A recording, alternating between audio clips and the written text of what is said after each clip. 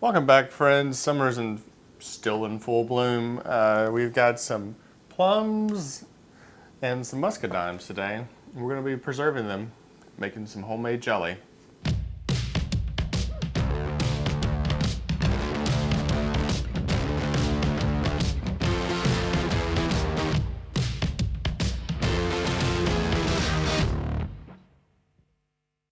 The summer fruit season is one of my favorite times of year. You get all this fresh, amazing produce.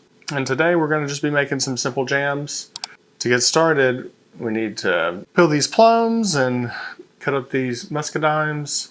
All right, we're going to start off with the muscadines. They're super simple. We're just going to cut them in half. They've been washed, and so just pull the little stems off, cut them in half, and we'll work through these pretty quickly. Nothing beats the smell of a muscadine. And if they have a big seed in them, go ahead and pull them out. Okay, we got them all cut up. We're going to do the plums next.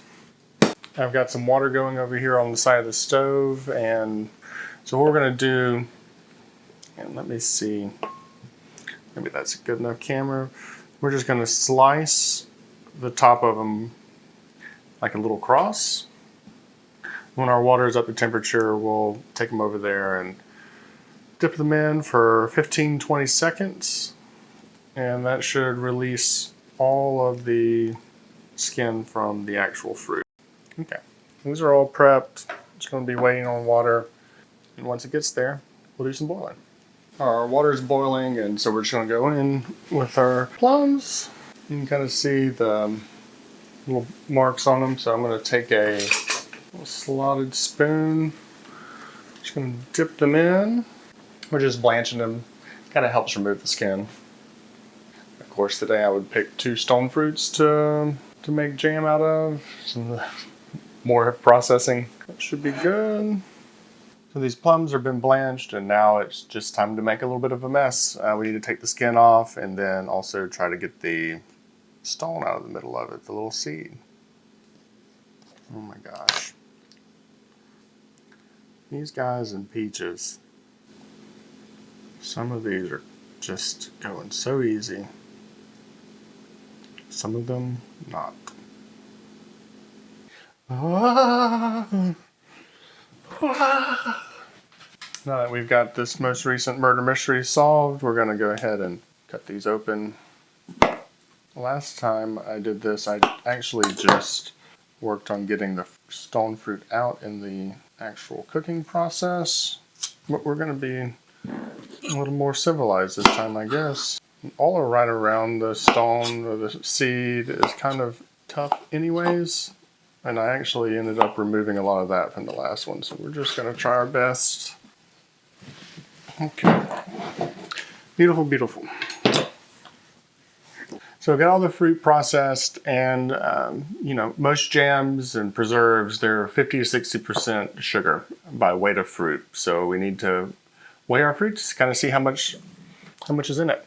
And that is, let me go to grams, 761 grams. I'll write that down. And then let's move this other one back and drop our muscadines in. And the muscadines are 374. And so now we're going to just kind of multiply these by 0.6. And that's totally a calculator problem, and my phone is recording. We'll tear this out, and we're going to go in with 450. A little too much.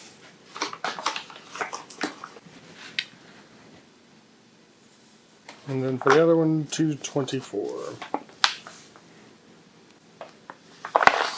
223 looks good to me. Okay, let's move over and set up and start bringing this to a boil. We're going to turn all of these on,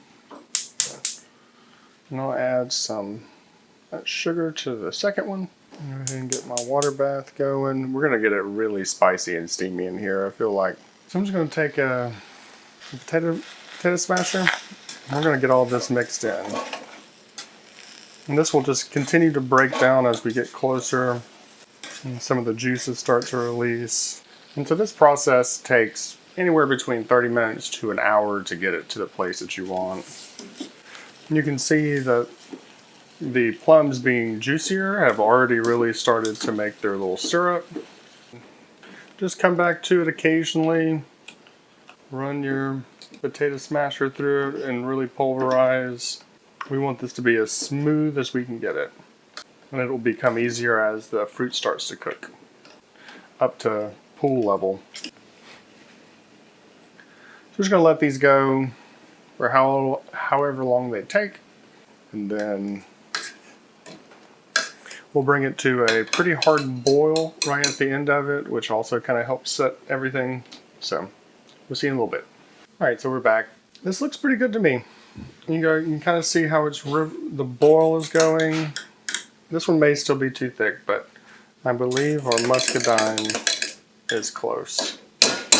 So let's get that plate out of the freezer. And we just take a little spoon, put a little bit on it. And if this sets up in a couple of minutes, and then it's ready.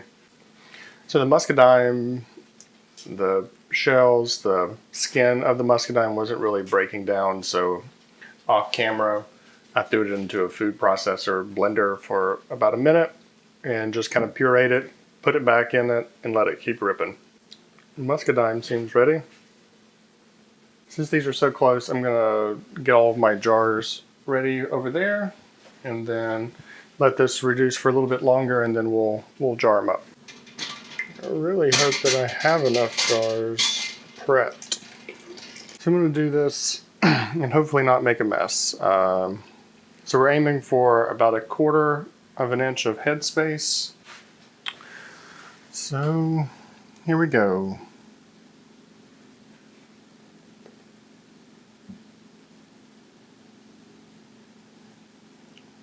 Wow, you can really smell the muscadine come out in this. So I'm using an unboiled jar, which just really means that we're going to have to process this a little bit longer than you normally would. Okay, on with our lids. I'm just going to get a hand towel and just finger tighten all of these. You don't want to over tighten them. Let's get these back into the water.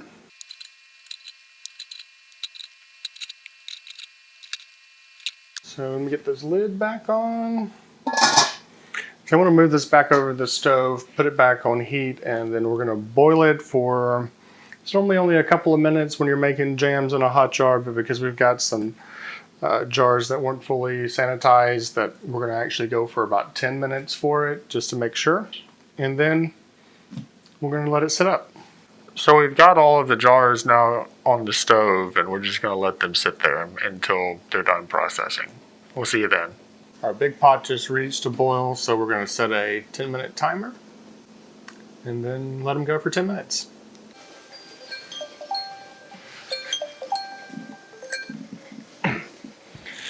Timer went off. It's been 10 minutes of boiling. And so what we're going to do now is just turn the eyes off. I'm going to remove the lid. And then we're just going to let it sit here for 10-15 minutes. I'm just going to remove them one by one. Don't really have to worry about much of the water that's on top of it. It will evaporate as these cool. The fun part's going to be, I think they're pretty close in color, so determining which one is which afterwards. So now we're just going to let these sit here. Don't touch them. And we're going to essentially let them seal. You'll hear little pops go off. You don't want to seal them yourself. As they cool down, they'll pop. And once they're all popped, they're ready to kind of hang out. We need to let these sit up overnight so that, you know, they become more jam, let everything solidify. And then tomorrow morning, we'll have some toast and eggs and try out these jams. And we'll see you then. Well, it's the next day, and these jams, they set up perfectly. No complaints about it. So I'm going to start off with the muscadine. I've already had a little taste of it, so I'm really excited about it.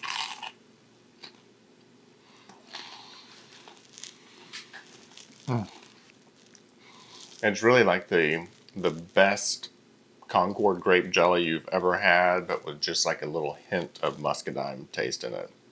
It's probably going to be my new peanut butter and jelly jelly, so I'm really excited about it. But this has been a showstopper all summer, and we're probably like the majority of these are the plums, so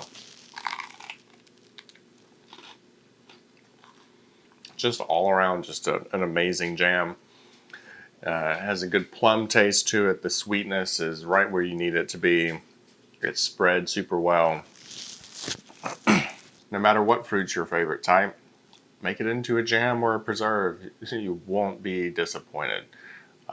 We water bath these, so these will last us for at least the rest of the year. And it's just, I love making jams. But I wanted to thank you for stopping by. If you wouldn't mind liking and subscribing, and we'll catch you in the next one. Peace. Cool.